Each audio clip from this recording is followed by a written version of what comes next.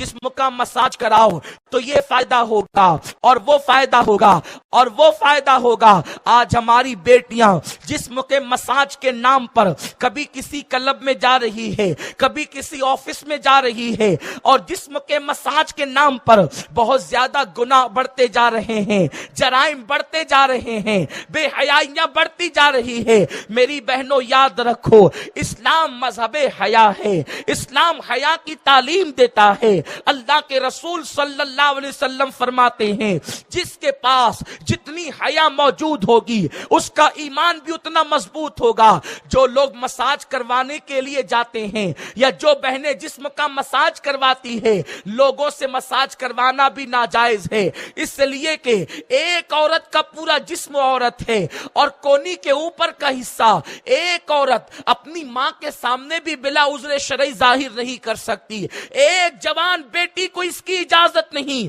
کہ اپنی کونی کے اوپر کے حصے کو بغیر عذر شرعی کے اپنی ماں کے سامنے ظاہر کر دے۔ اب میری بہنوں بتاؤ کہ جب کونی کے اوپر کا حصہ ایک جوان بیٹی اپنی ماں کے سامنے کھول نہیں سکتی بغیر کسی عذر شرعی کے، تو پوری پیٹھ کو کھول کر کے معاذ اللہ مساج کرنے والی عورتوں کے سامنے لیٹ جانا، اس کی اجازت کون دے گا اور اس کی اجازت تمہیں کس نے دی ہے؟ یاد رکھو، یہ سیریل تمہیں گندگی کی طرف لے کر جا رہے ہیں، یہ سیریل تمہیں بے حیائی کی طرف لے کر جا رہے ہیں، یہ اشتہارات۔ یاد رکھیں، اسلام میں کسی ایسے مساج کا تصور نہیں جو حرام کام کی طرف لے جاتا ہے۔ سنو، اگر کوئی اشتہار والا یہ کہتا ہے کہ مساج کرانے سے تھکن ختم ہو جاتی ہے، تو اس سے بہترین علاج تھکن کا میرے مصطفیٰ نے تمہیں عطا فرمایا ہے، مصطفیٰ پیارے نے عطا فرمایا ہے۔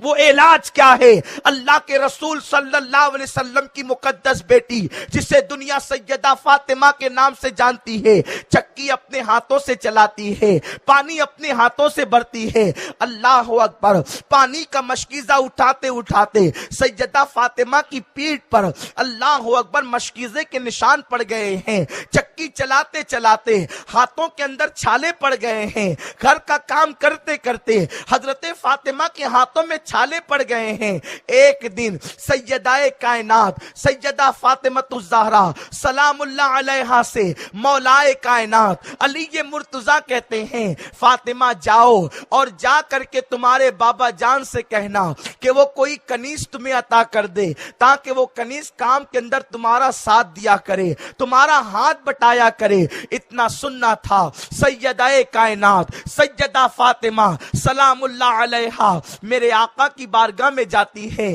یعنی اپنے بابا کی بارگاہ میں جاتی ہے۔ اللہ اکبر، میری بہنوں غور سے سنو، تمہیں اتنے کام نہیں ہیں، تمہیں اتنی تھکن نہیں ہے جتنی تھکن سیدہ فاطمہ کے پاس تھی۔ اللہ اکبر، گھر کا سارا کام خود ہی کرتی ہے، اور جب کنیز مانگنے کے لیے، کنیز لینے کے لیے بارگاہ رسالت میں پہنچتی ہے، تو پہنچنے کے بعد کیا دیکھا کہ مانگنے والوں کی بھیڑ لگی ہوئی ہے، مانگنے والوں کی قطار لگی ہوئی ہے۔ سیدہ فاطمہ دور سے سارا منظر دیکھتی ہے اور دیکھنے کے بعد واپس گھر لوٹ جاتی ہے۔ میرے سرکار مصطفیٰ جان رحمت صلی اللہ تعالی علیہ وسلم جب اپنے غلاموں کو تقسیم کر دیتے ہیں، مال و دولت، کنیز اور غلام تقسیم کر دیتے ہیں، تو اپنی بیٹی سیدہ کائنات سیدہ فاطمہ کے گھر تشریف لاتے ہیں، اور تشریف لانے کے بعد فرماتے ہیں، بیٹی میں لوگوں کو غلام اور کنیز تقسیم کر رہا تھا،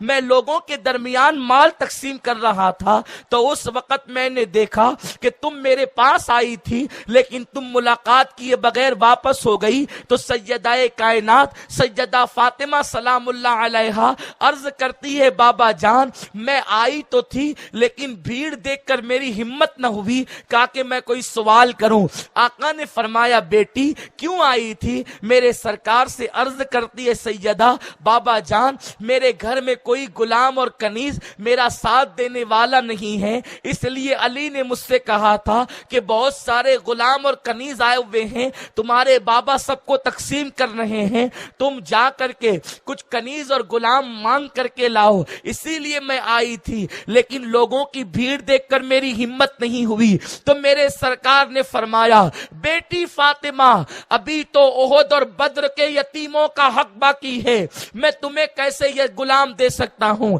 میں تمہیں کنیزیں کیسے دے سکتا ہوں، لیکن بیٹی سنو میں غلام اور کنیز سے بہترین چیز تمہیں دیتا ہوں، جب تم بستر پہ جایا کرو تو 33 مرتبہ سبحان اللہ پڑھ لیا کرو، 33 مرتبہ الحمدللہ پڑھ لیا کرو اور 34 مرتبہ اللہ اکبر پڑھ لیا کرو، جب تم یہ پڑھ لو گی اللہ تمہاری تھکن کو دور فرما دے گا۔ اے خاتون جنت کی کنیزوں، یہ سبحان اللہ الحمدللہ اللہ اکبر پڑھ کر تم دنیا کی تھکن کو دور کر سکتی ہو اور آخرت میں اپنے لیے ثواب کا ذخیرہ اکٹھا کر سکتی ہو۔ یہ مساج کی بے حیا رسمیں، یہ مساج کا گندا ماحول، یہ مساج کے گندے تصورات تمہیں گناہوں کی طرف لے جائیں گے، تمہیں جہنم کی طرف لے جائیں گے۔ اور سن لو جب تمہیں جہنم کا دردناک عذاب دیا جائے گا تو تمہارا مال اس عذاب سے تمہیں بچا نہ سکے گا، تمہاری اولاد اس عذاب سے تمہیں بچا نہ سکے گی، تمہارا شوہر تمہیں اس عذاب سے بچا نہ سکے گا۔ جس کو اللہ عذاب دے دنیا کی کوئی طاقت اسے اللہ کے عذاب سے بچا نہیں سکتی۔ اور سنو اپنی جوانی پر ناز نہ کرنا، اپنی دولت پہ غرور کر کے اللہ کو ناراض نہ کرنا، اپنی دولت کی بنیاد پر، اپنی جوانی کی بنیاد پر، مالدار شوہر کی بنیاد پر خدا کو ناراض نہ کرنا،